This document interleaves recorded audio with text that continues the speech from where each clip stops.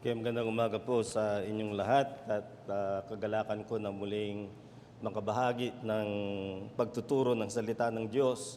Kung inyong maalala, noong nakaraan na aking pagtuturo ay tinalakay natin ang tinatawag na mga kasangkapan ng biyaya or the means of grace. And we focused on what I called a corporate means of grace, which in fact is the paramount means of grace for all Christians. You will not grow in graces, which means you will not be growing in sanctification unless you are engaging in the means of grace. And one paramount means of grace ay the local church. Pero ngayong umaga ay mas titingnan natin what starts in the private and then it grows into the corporate. And probably there is no means of grace that is more a challenge to believers than the means of grace of prayer. Walang kasangkapan ng biyaya siguro na mas hamon sa maraming mga mananampalataya ngayon kaysa sa panalangin, both in its private dimension as well as in the corporate dimension.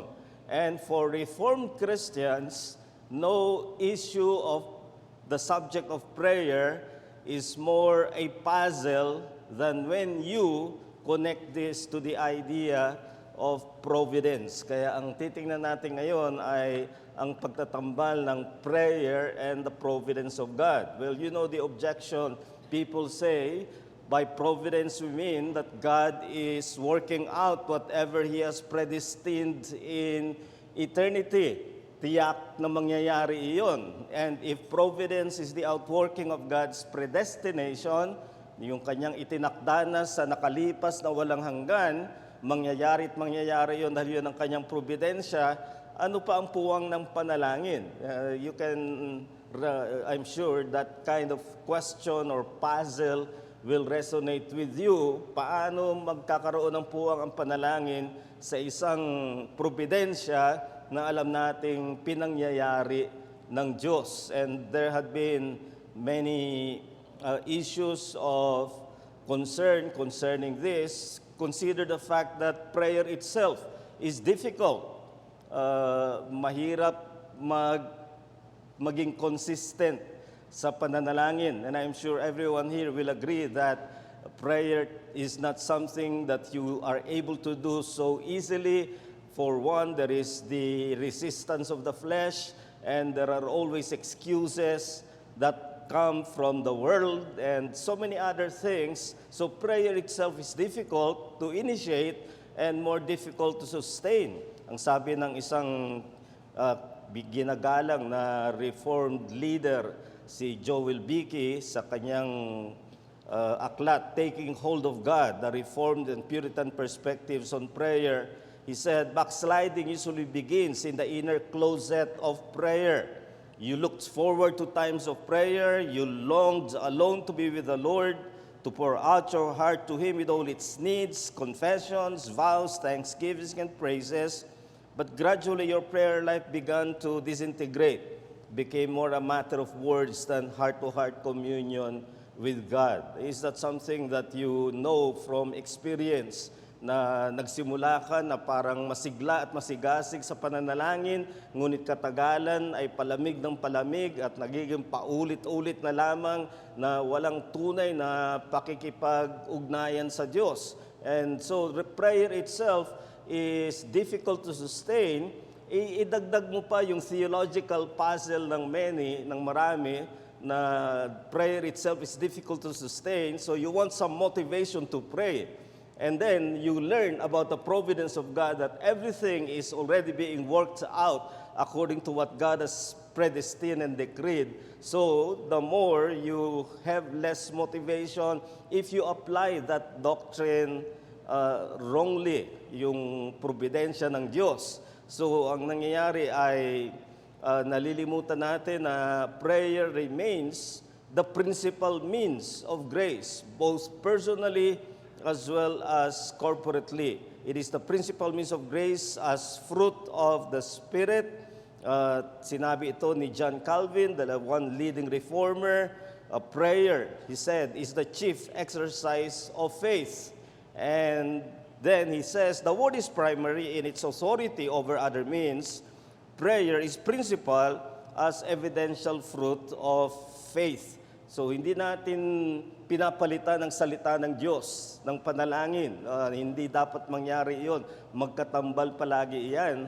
At nangunguna ang salita ng Diyos. May autoridad ang salita ng Diyos. Ang panalangin natin, walang autoridad yan. Yan ay paghingi o pamamanhik sa Kanya na may autoridad. Pero ang sinasabi rito ay, prayer is the chief evidence that you have grace and that you are growing in grace, is that you are praying. And that is something that we need to understand. Now, here is the problem theologically, and that is, how do you reconcile prayer where you are asking God to do things, and then you believe in providence where you believe God is already doing things according to what He has decreed, according to what He has predestined, and nothing will change of that. At yan ang nagiging dahilan na palaisipan sa marami. What is the place of prayer if God's providence is already certain, or God's providence is the force that is in control of all things? Napupunta sa dalawang excess o yung mali na pagsagot sa katanungan na yan. May mga magsasabi na prayers or lack of them do not have bearing on providence. Walang gagawin ang panalangin mo sapagkat ang providensya ng Diyos ay naitakda na, o walang mangyayari manalangin ka man, hindi niyan babaguhin ang mga mangyayari o hindi ito makapagpangyayari ng anumang bagay. So that is their position. So if you ask, what then is prayer for? They will say, providence has no connection to means to achieve God's purpose. God will accomplish His purpose because He is sovereign, He is powerful, He is in control of all things. Therefore, prayers are just to honor God and to build up one's faith. So yan ang para sa kanila, papel ng panalangin. Parangalan mo ang Diyos at magpatibay ng iyong pananampalataya sa Diyos. Ang panalangin mo ay parang pagkilala na lang ng ginagawa ng Diyos. Hindi ka makakapanalangin na may gawin ng Diyos, kundi panalangin mo na magpasalamat ka sa ginagawa ng Diyos o bigyan ka ng karunungan para maunawaan mo ang ginagawa ng Diyos. Pero hindi nila sinasabi na makapananalangin ka na may gawin sana ang Diyos sa iyong buhay, sapagkat yun nga ang kanilang kaisipan na itakda na. It's already dictated, decreed by God's predestined purpose. So what would prayer do? It will not do anything to ever change the providence of God. So that's one extreme. The other extreme are those who say providence is contingent upon prayers or lack of them. Ang paniniwala namang ito, sinasabing ang providensya nakasalalay sa panalangin. Ibig sabihin, maaring pumalya ang providensya ng Diyos dahil nagkulang sa panalangin ang kanyang mga lingkod.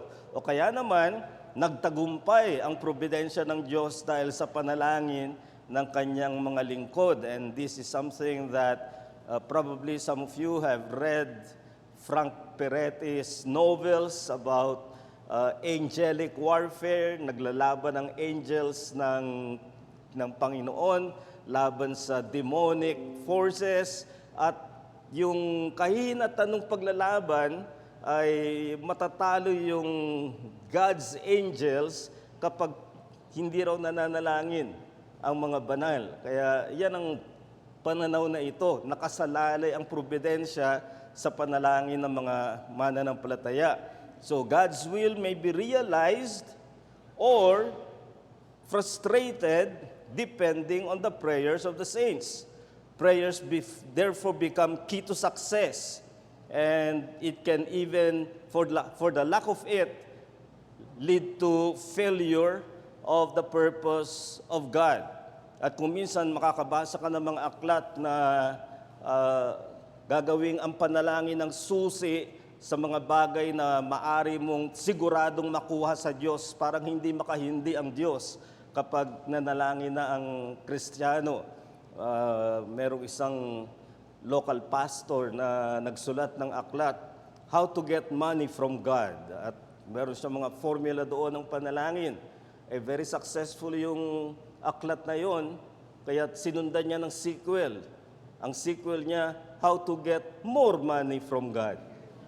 So, iyan yung kaisipan na kapag nanalangin ka, hindi ka mahihindian ng Diyos, kaya nakasalalay sa panalangin ang providensya ng Diyos. So, these are extreme positions, and the reason why they are taking this position is they are insisting on a logical resolution.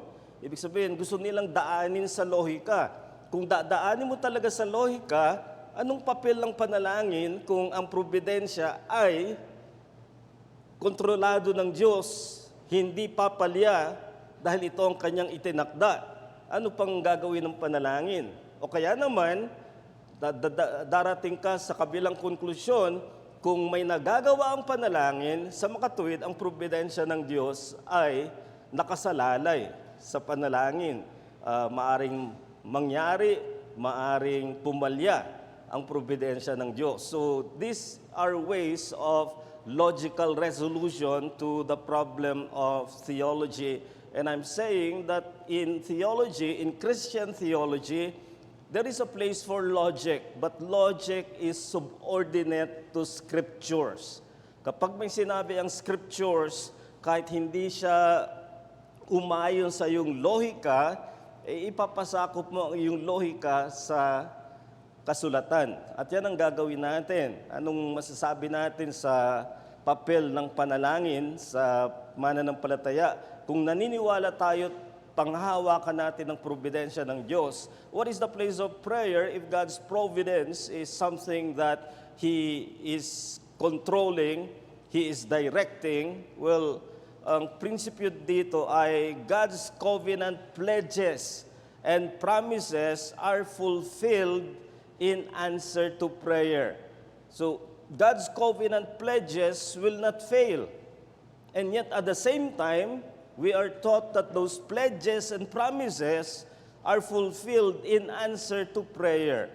Makikita nyo to sa Ezekiel 36. Punong-puno yan ng mga sinabi ng Panginoon na gagawin niya para sa kanyang bayan. I will, sunod-sunod dyan. God couches His pledges with His sovereign, I will do this, I will do this, I will do this. And then He even says, I will do this not for your sakes, but for my name's sake. So sa mga katuwid, hindi dahil sa kayo'y deserving or you have earned it, not at all, but because of my sheer grace and power, I will do it. And yet, at the end of this, makikita nyo sa Ezekiel 36 verse 37, this is what the sovereign Lord says, once again, I will yield to the plea of the house of Israel and do this for them. I will make their people as numerous as sheep. So, ang sinasabi niya rin ay, lahat ng itong sinabi kong I will do, ipapanalangin nila, hihingiin nila sa akin. At hihintay niyang hingiin ang mga bagay na ito upang isakatuparan. So, what God determines to do for His people, He requires His people to ask of Him. Kung may nabasa ka sa Biblia, ang pangako ng Diyos at maliwanag na ito ay Kanyang gagawin, ay ibig bang sabihin, hihintayin mo na lang na Kanyang gawin? Hindi. Ito ay kinakailangan mong dalhin sa panalangin sapagkat ang ginagawa ng Diyos na Kanyang tutuparin ayon sa Kanyang itinakda ay bilang tugon din sa panalangin. Tingnan natin ang mga paano ito in God's sovereignty in redemption and the saints' duty to pray are joined. Paano ito pinagsama? Tingnan natin sa ilang mga prinsipyo. Una, events are said to have taken place in answer to prayer. May mga pangyayari na kaya raw nangyari ay dahil may sinagot na panalangin. Now, let us take a case in point. the birth of John the Baptist, Zechariah was praying in the temple for his wife who was barren to have a child. And then an angel Gabriel appeared to him. And the angel said to him in Luke 1:13, "Fear not, Zacharias, for your prayer is heard, and your wife Elizabeth shall bear you a son." So ang sinasabi ng anghel dito ay yung asawa ay magsisilang bilang tugon sa iyong panalangin. Pero teka muna, isipin natin. Remember, the birth of John the Baptist is prophesied in the Old Testament. You read that in Isaiah 40, verse 3, "A voice in the wilderness, who will prepare the way of the Lord." That's the very text John the Baptist himself used. And then the evangelists, the four Gospels used to explain the ministry of John the Baptist. He is the fulfillment of the Isaiah 40, verse 3 prophecy. Now, Isaiah was written some 700 years before the New Testament. Sa mga tuwid, tinakda na ito ng Diyos. Ngayon, sinasabi ni Angel Gabriel kay Zacharias, mangyayari ito dahil nanalangin ka. Ay, mag-iisip tayo ngayon, teka muna, ano ba talaga? Pinopesiya ba ito at tinakdanan ng Diyos? Maraming taon na ang nakalipas na mangyayari? O ito ba ay sagot sa panalangin na pinanalangin ni Zacharias? So that's Isaiah 40 verse 3. And so Gabriel presents it as an answer to prayers of Zacharias and Elizabeth. And yet we know it has been purposed by God, at least in prophetic literature, 700 years before it happened. And of course, we know from our doctrine of predestination that it has been purposed in eternity past. Pero dito ngayong mangyayari, ang sinasabi ay sinasagot ang panalangin mo. Hindi tayo mamimili. At doon sa Revelation, even the unfolding of God's purpose through the seals broken. Yun ang vision ni Apostle John. Sinabi riyan, the smoke of the incense together with the prayers of God's people went before God from the angel's hand. It's a vision, but the point of the vision is to say the unfolding of God's purpose which covers from the first coming to the second coming of Christ are born by the prayers of God's people. Kaya hindi mo pwedeng pagpilian. Hindi mo pwedeng sabihin, hindi, tinakdanan ng Diyos yan. Hindi yan sagot sa panalangin. At hindi mo rin naman pwedeng sabihin, sagot yan sa panalangin. Hindi yan tinakda ng Diyos. That's the puzzle of the birth of John the Baptist. So events are said to have taken place in answer to prayer. So prayers have a vital role in realizing even redemptive events. Wala nang mas titibay pa kesa sa redemptive purpose of God. And the events that carry that out ay tiyak na mangyayari. Pero sinasabi dito, isinagot sa panalangin. Then another principle, events have not taken place for lack of prayer.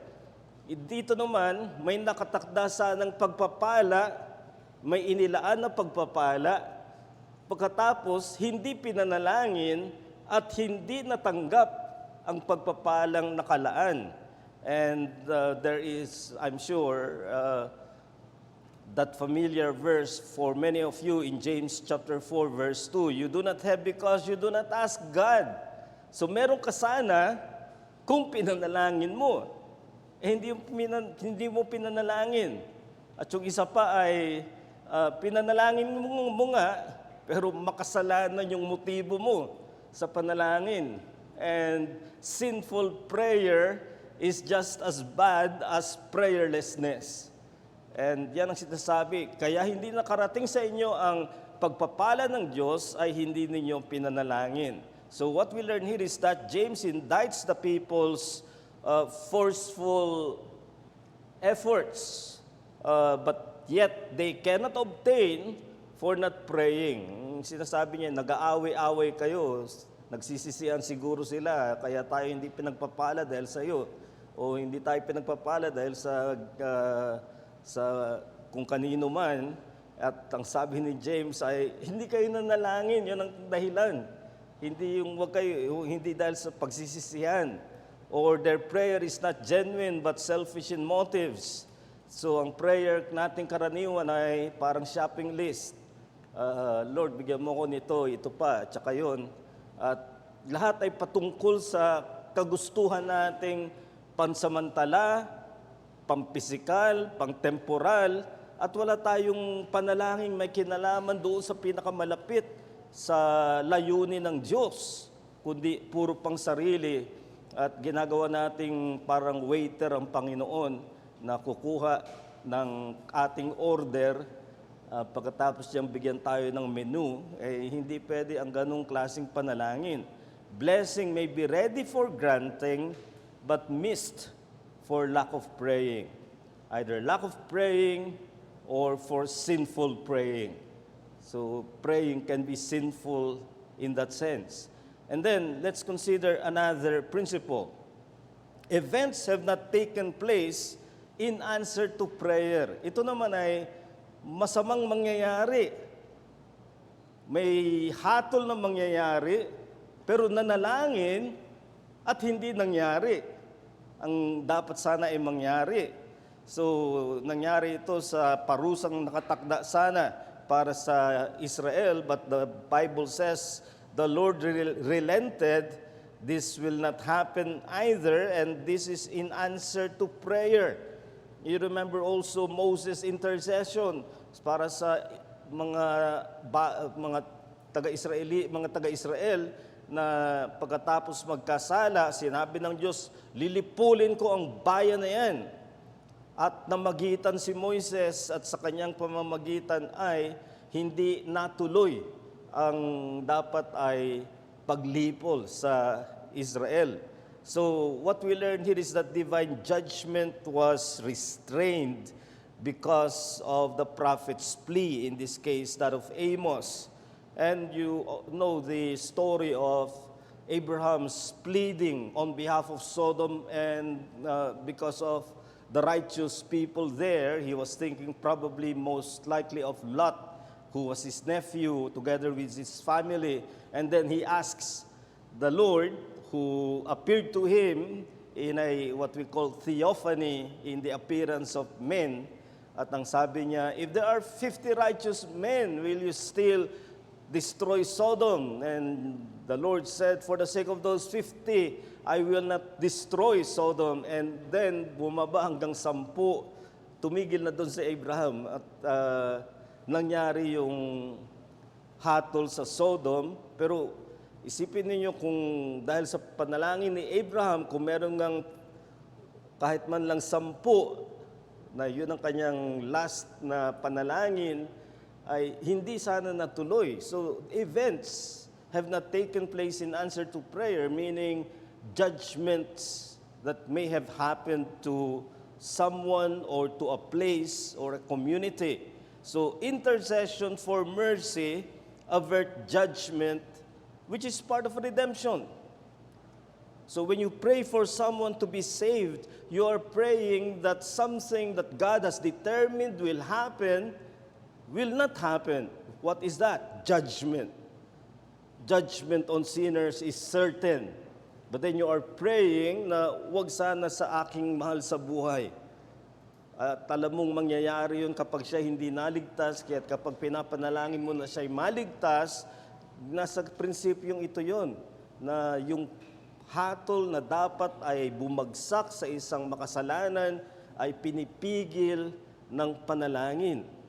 So, and then, events have taken place for lack of prayers. So ito naman yung kabaligtaran. Yung hatol ng Diyos na pwede niya sanang pigilin kung may nanalangin, pero walang nanalangin kung kaya't natuloy. This is Ezekiel 22:30. And I sought for a man among them who should build up the wall and stand in the breach before me for the land, that I should not destroy it, but I found none. Now, let me just give you the picture here.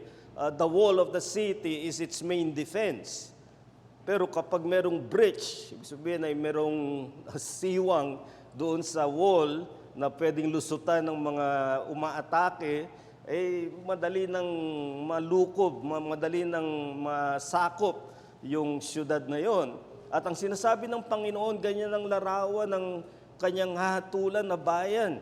There is a breach on the wall, but I am waiting for a man to stand in the breach, harangan yung breach na yon. And then the sad conclusion is, I found none. Now what is interesting here, or what is profoundly shocking, is the fact that the one attacking is God. I'm going to judge this city, but I'm giving you this opportunity, someone to stand on behalf of the city, and there is not one. So the breach on the wall represents the city's vulnerability. God himself is said to be seeking for intercessors to avert that judgment, but judgment may proceed after a failed opportunity for intercession.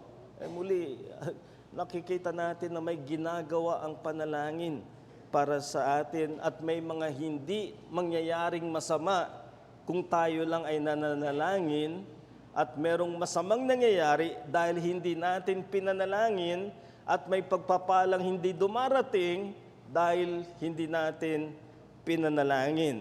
So, one more principle, because that may lead us to the conclusion, that means God depends on my prayer.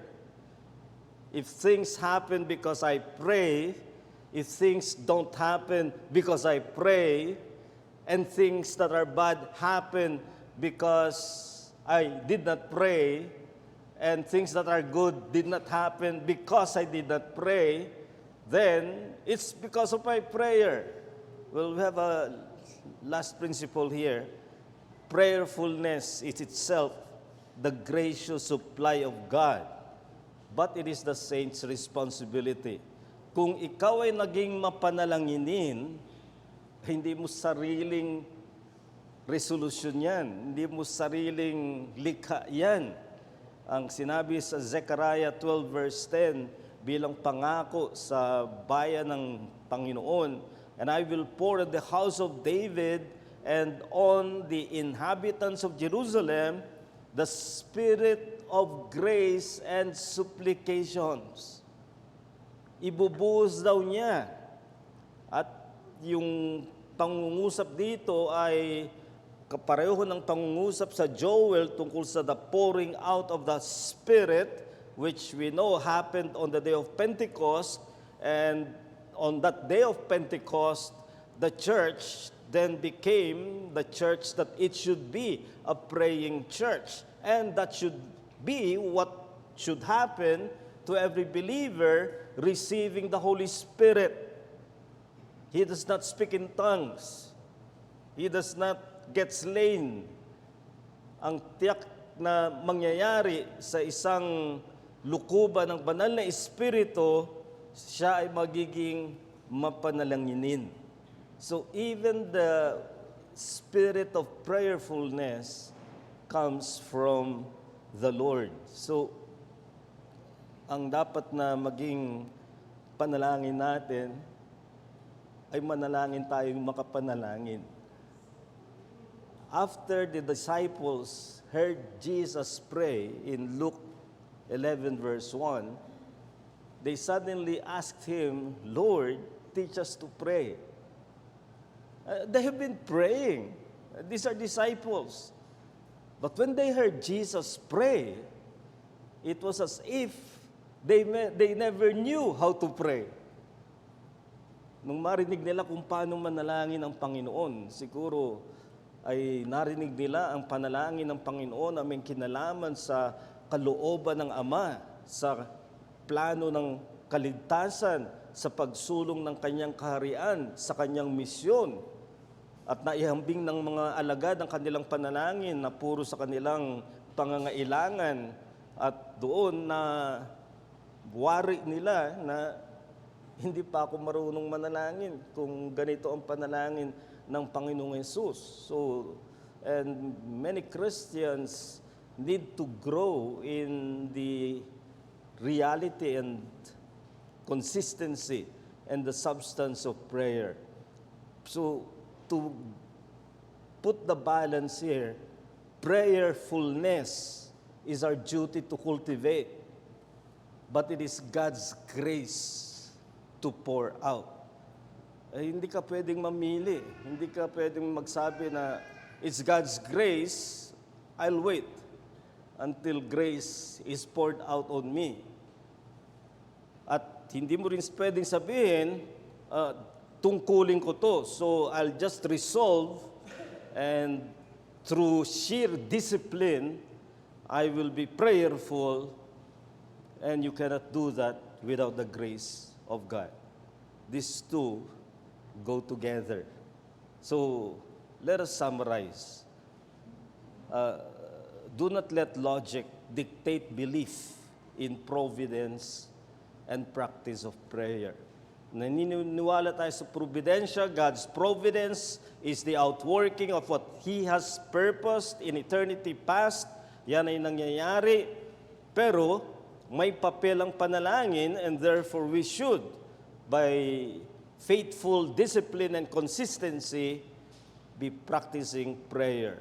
So recognize the due place of the prayers of God's people. May puwang yan. Hindi mo pwede sabihin, tinakda na ng Diyos ang lahat, para ano pa ang panalangin? Ay, mananalangin na lang ako na magpasalamat sa ginagawa ng Diyos sa halip na manalangin na may mangyari pa sa gawain ng Diyos. In Philippians 1:19, Apostle Paul shows his belief in the prayers of God's people on his behalf.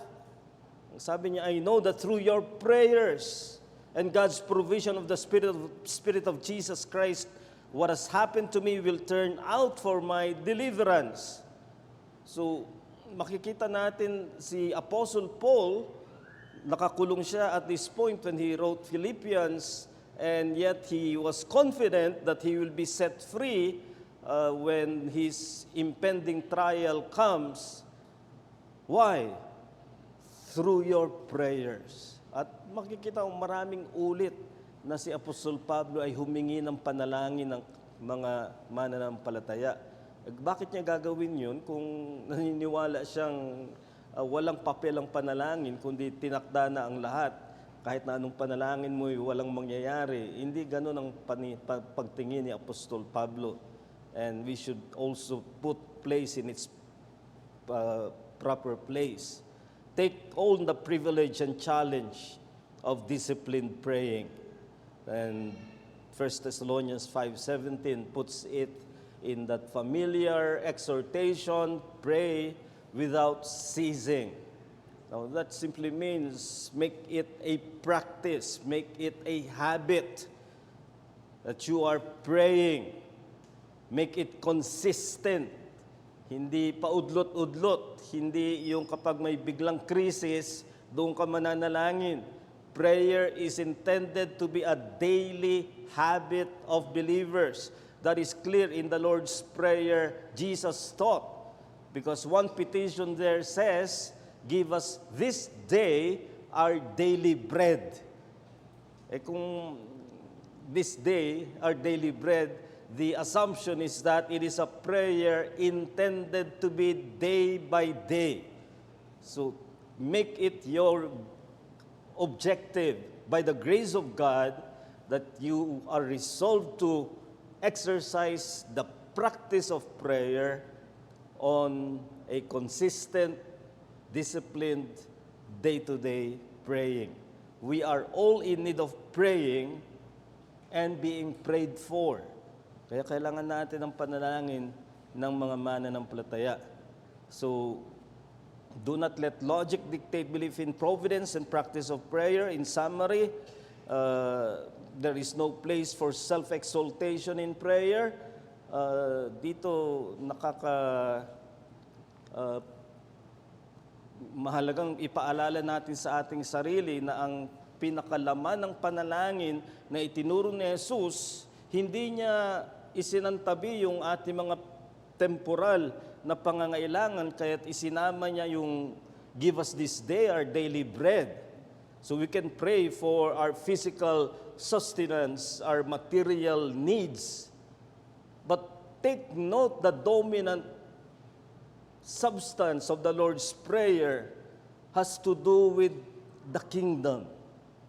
Yung naghahari na ang Panginoong Hesukristo at gusto mong palawakin ang kanyang kaharian. Your kingdom come, your will be done on earth as it is in heaven. So praying is participating in God's kingdom and the certain fulfillment of His will. So wala tayong isinusuko sa paniniwala sa providensya ng Diyos, pero tinitingnan natin yung tamang puwang sa panalangin. We pray and we acknowledge the providence of God, and that providence pertains in its most prominent orientation to the kingdom of Christ. Dapat ma-reflect sa panalangin natin. Do not be prayerless on pretext of God's sovereign providence. Hindi ka pwedeng mamuhay na walang panalangin, paudlot-udlot na panalangin, dahil naniniwala tayo sa providensya ng Diyos na nilagyan ng puwang ang panalangin. Pero on the other hand, do not be prayer proud on presumption of power in prayer. Itong isang nakakapagpanting ng aking tainga ay pag nakaririnig ako ng mga taong nagyayabang sa kanilang panalangin.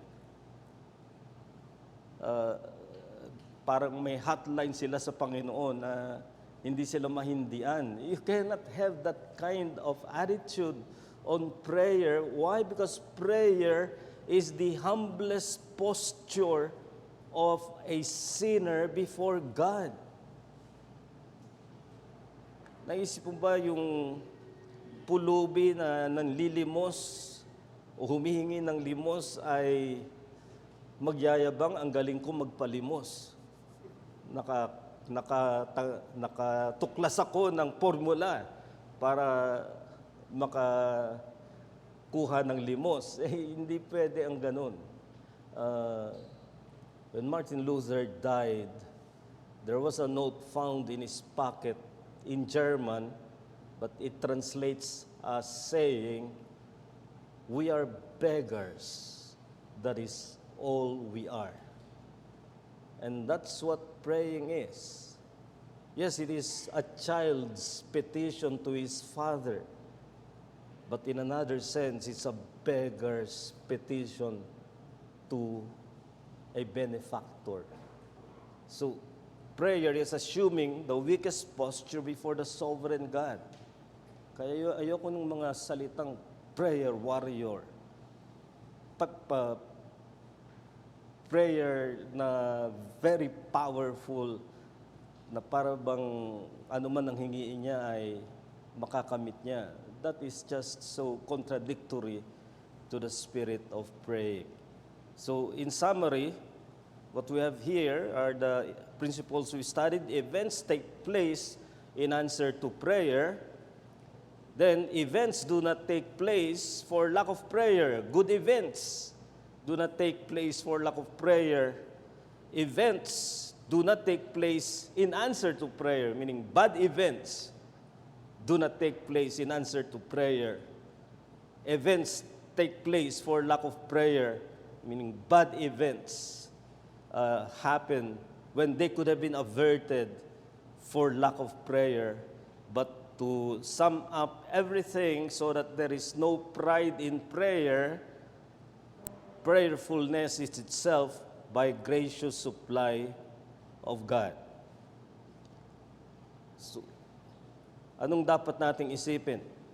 The proper response is to say, prayer is the principal means So I am so humbled to be included by God in His kingdom work through my prayers. Magalak ka na isinama ka ng Diyos sa pamamagitan ng panalangin, kalahok ka sa Kanyang proyekto ng pagtatayo at pagsusulong ng Kanyang kaharian. And you will resolve, I will by God's grace believe in the providence of God, and prayer is part of His ordained means. So sana nasagot yung palaisipan natin. How can we pray when we believe in the providence of God? Prayer and providence are entwined. Magkatambal sila, hindi sila pinaghiwalay. Ang maling tugon ay yung dahil sa ating remaining sin, ang kaisipan natin ay, I accept that God's providence is sovereign, it will happen whether I pray or not. Ganyan ang maling pag-iisip. At ang magiging habit niyan, I will pray for my personal needs, but God will take care of His own work in the kingdom that I do not need to pray for them. Ganyan ang nagiging panalangin ng marami, palaging patungkol sa kanila, sa halip na mas higit dapat pinapanalangin natin ang simulain ng kaharian ng Diyos, ng Kanyang ebanghelyo, ng Kanyang salita. At yan ang siguro ipanuri natin sa ating sarili. Did you have time, even today, as we are going to spend the Lord's Day, did you have time to pray that God's kingdom will advance today? Because His word is going to be proclaimed in many nations around the world. Or did you simply pray, take care of me and make me healthy and sustain my income? Sana meron tayong talagang panalangin para sa kaharian ng Diyos. Appreciate that God has ordained praying people to fulfill His purpose. Meron bang tanong, Sir Mars? May mic yata.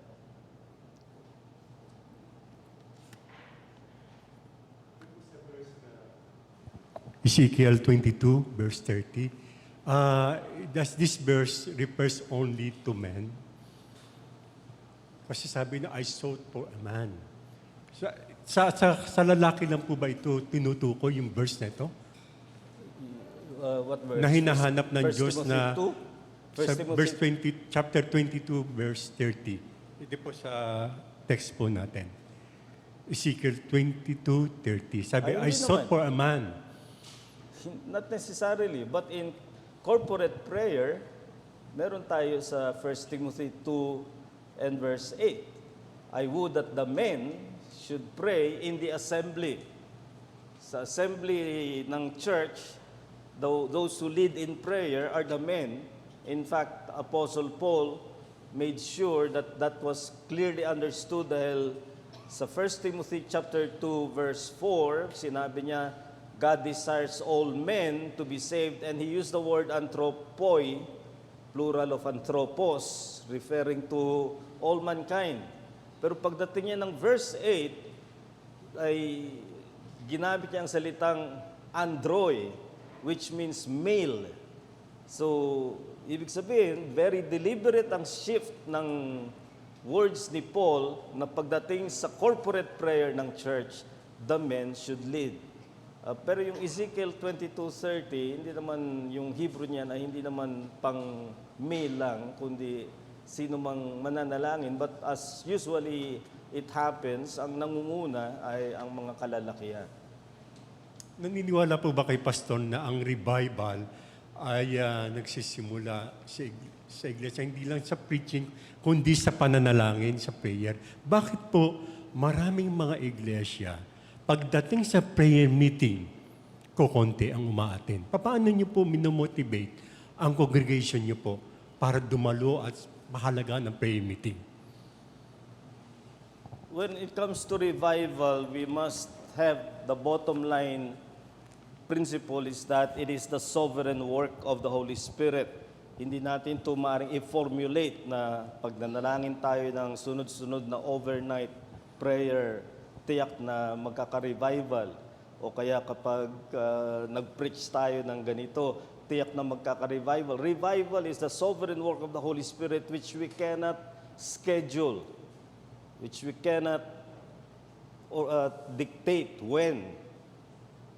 Parang nangyari sa isang lugar sa Amerika, may magkalapit na dalawang iglesia. Sa isang iglesia, ang sabi ay revival here every Wednesday. Then sa isang iglesia naman, revival here daily except Wednesday. Siguro lumilipat yung spirito doon sa...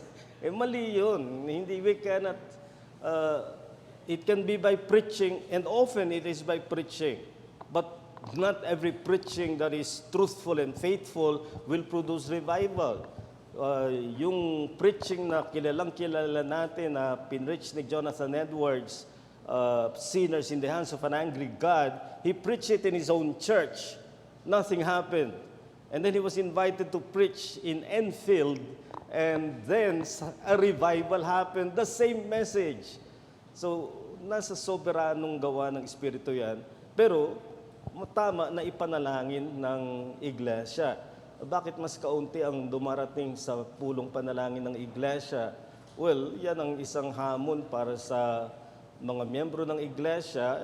Some, you may find reasons why they are unable, not that they do not want to, but they are unable, and you can extend your charitable understanding para sa kanila. Meron naman na talagang sinasadya nilang wag dumalo sa kanilang palagay, hindi na mahalaga yon. May nagsabi, it's quite a stretch, but nonetheless, there is a point na sinasabi niya, the attendance in the morning reflects the popularity of the church. The attendance in the evening or the vesper reflects the popularity of the preacher. The attendance in the prayer meeting reflects the popularity of Christ. And it seems that Christ is the least popular in many churches. Other questions?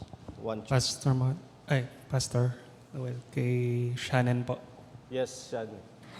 Good morning po, Pastor. Thank you for your teaching. I have a question po in relation to prayer and providence.